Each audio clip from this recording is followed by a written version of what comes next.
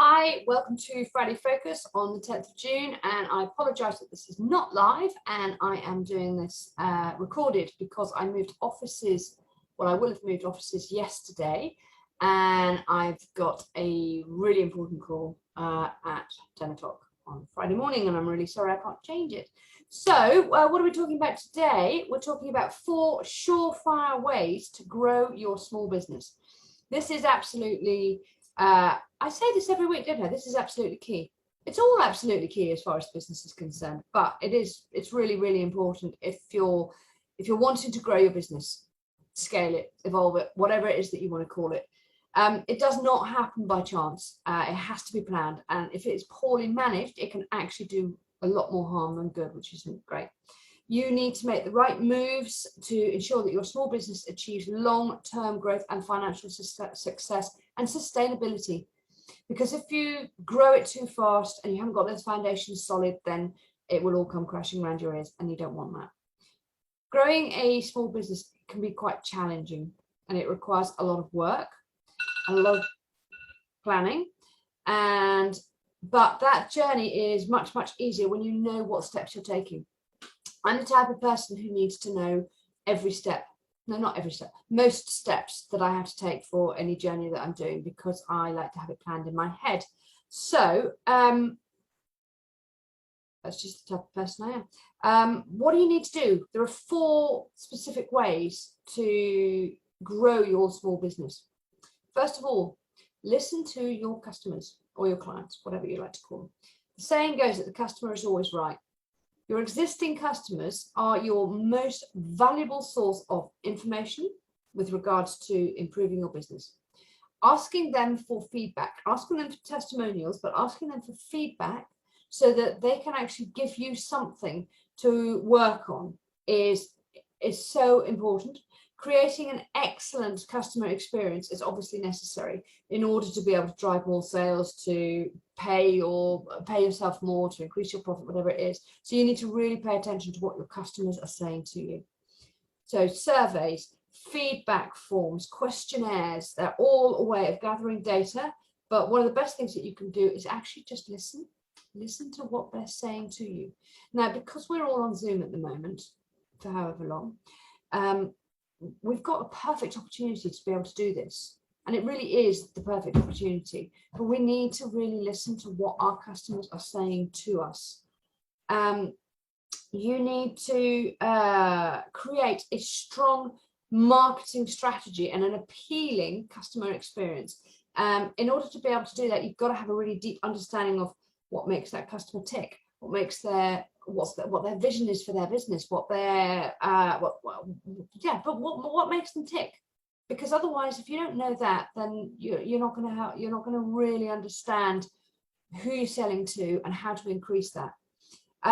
When you figure that out, though, when you keep figuring it all out, then it can really help you change your marketing or tweak maybe your marketing message so that you're talking to the right person. I was once told by somebody in marketing that when you are setting up your marketing message, if you can do it like you are literally talking to that person right now, you can talk to them about what their pain points are, what it is that keeps them up at night. Then you can really get into their psyche. You can understand where they're coming from. You can understand what makes them tick. Establishing customer loyalty is number 2. Research by a company called Invest shows that it's 5 times more expensive to acquire a new customer than to keep the one that you've got. So I have to read that because I can't remember exactly what it says. And really, you need to pay attention to that. Of course, you'll need to acquire new customers in order to grow your business, but cultivating customer loyalty is so important. You've got a much greater chance of landing a sale with an existing customer, and they spend an average of 31% more. So the moral of this story is that you should not forget about your existing customers when you're looking for your new ones.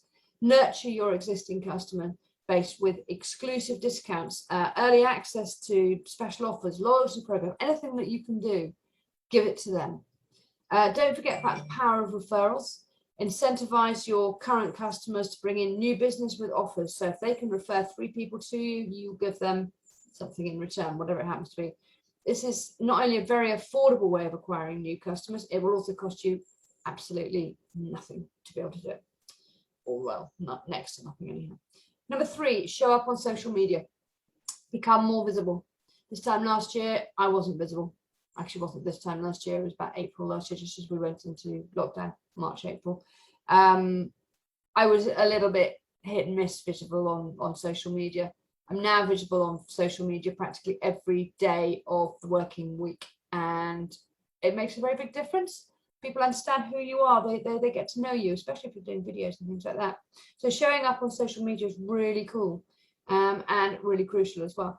Businesses need a social media presence. Now you need to make a decision as to where that's going to be, whether it's going to be Instagram or Facebook or LinkedIn, or a combination, or or TikTok or whatever. I don't know any of the new ones, but you need to work out which one's going to be the best one for you and really work on it. Now, for me, Facebook is without a doubt the best one for me, but I'm also present on LinkedIn. I tried Instagram and I just couldn't get on with it, to be quite honest with you. And I'm not 100% sure how much my ideal client is really there. They are there. That's okay. I have just said something which is so obviously to me a massive mental block. I don't like Instagram, because I can't understand it. I need to have some lessons in it, which is why I have just said that my ideal client is not on Instagram. That is complete and utter rubbish. My ideal client is on Instagram, but I am avoiding it. Oh, that was a bit vulnerable, wasn't it? Anyhow, so let's get off that one, shall we, for a little bit. So showing up on social media, what can you do? Content marketing, social media. It's a really low cost way of getting your audience. You don't have to have Facebook adverts. You don't have to have Google adverts, all of that sort of stuff if you don't want to. You don't even have to have a group if you don't want to on Facebook or Instagram, whatever it happens to be. You don't have to do stories, but you do have to be present. You do have to show up. You do have to make yourself a bit more visible. How can you do that? What can you do without having a sort of flashy advertising campaign? How can you post that content on social media? Do you need to do it? Or can you get somebody else to do it? So every month, I work out what my content is going to be for each week. And I then send an email to my VA of what that content, what that content is going to be. And once I've worked out exactly what that content is going to be, she then brands it and posts it all on Canva on the content planner. So on a Monday, we have a question in the group and on my page. On a Tuesday, we have a quote, whatever that is, something to do with whatever I'm talking about. Thursday, the blog goes out onto Facebook and LinkedIn. And on Friday, I do the Friday focus, all based on that one topic. So all I have to do is I have to think about that topic, what that topic's going to be, and I have to write the blog for that topic. That's it.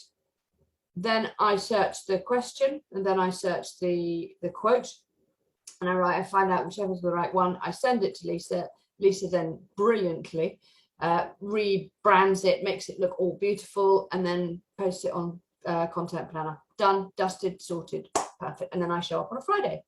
And actually, I used to hate these videos, but I really like them now. So what's number 4? Number 4 is professional development. You should view your employees as an investment. Let's take a look at a really well-known business proverb. Okay, CFO says to a CEO, I have to read this. What if we invest in developing our employees and they leave? The CEO replies, what if we don't and they stay? In order to grow your business, you need to ensure that your employees grow along with it. Building a very strong and motivated team is vital to the success of that small business. Staff motivation has a direct impact on productivity, so make sure that your team feel valued. Listen to them, ensure that strong lines of communication are in place, and invest their professional development. My son has just started a new job this week. And he's been with his other company for nearly 6 years, including doing his placement when he was on with uni.